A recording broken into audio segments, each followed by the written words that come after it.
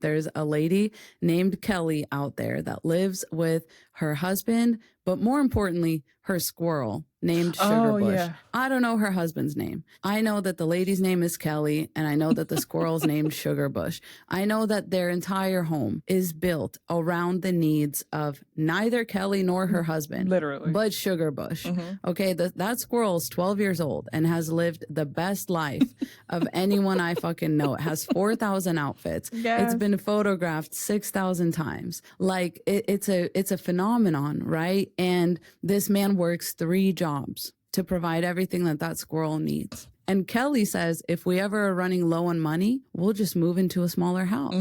Sugarbush is non-negotiable, okay? That little squirrel and her outfits and her, glam rooms and whatever, non-negotiable, all right? And y'all are telling me women can't decenter men in marriage.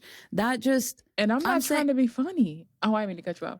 No. That man, and I don't know them in real life. I admit that. The vibe I get, that man worships the fucking ground she walks on. He's exactly where he wants to be.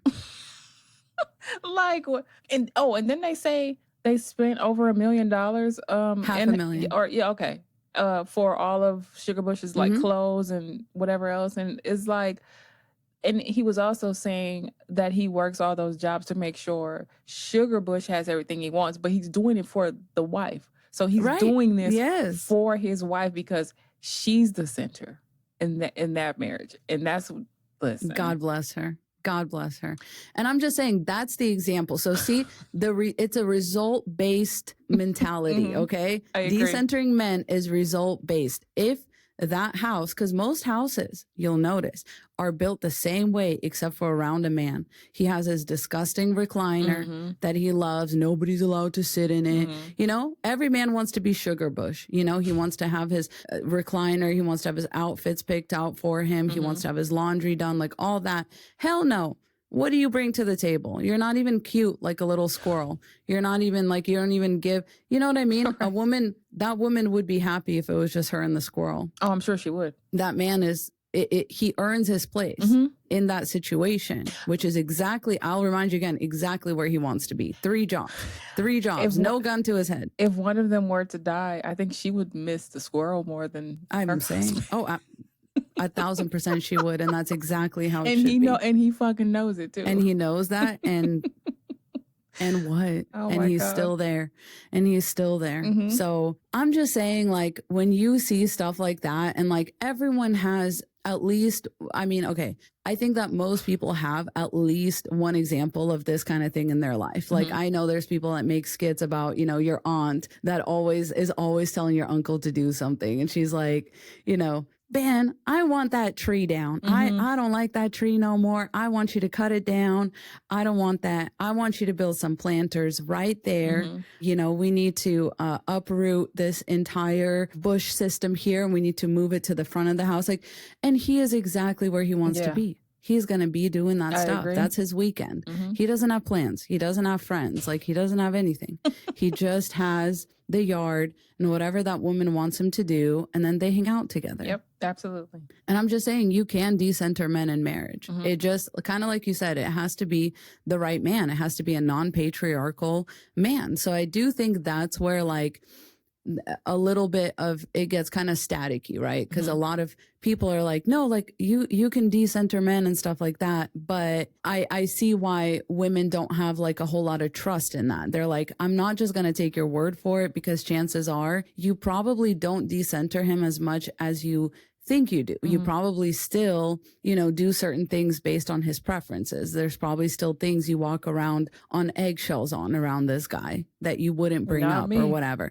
Right. And I'm saying that while it's okay to be skeptical and to question that, you have to know that there are women out there who literally don't give a fuck. They're too busy dressing up their squirrel in its 4,000th outfit, you know, for yet another photo shoot. And that's who you need to be. Exactly. So I'm saying, so to decenter men, you need to center yourself and your own desires and all that. So, but Sovereign, why don't we just tell women that? Why don't we just tell women, well, just center yourself?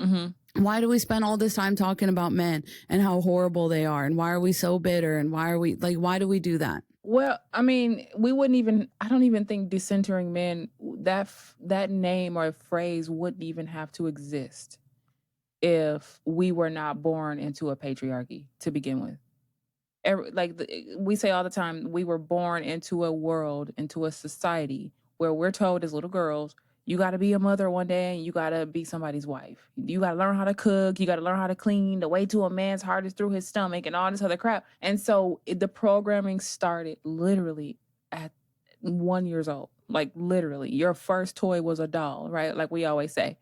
Mm-hmm. And that's the reason why we have to even talk about disentering. That's why that's even a thing in the first place, is because we grew up in a male-centered society. And the way that you undo that is to decenter them and center yourself. I mean, in centering yourself, you when you start focusing on what you want, where you want to be in life, if you want kids or not, if you want to be married or not, what kind of house you want to live in, what kind of career. When you start focusing on that every day, you're naturally going to decenter them for the most part.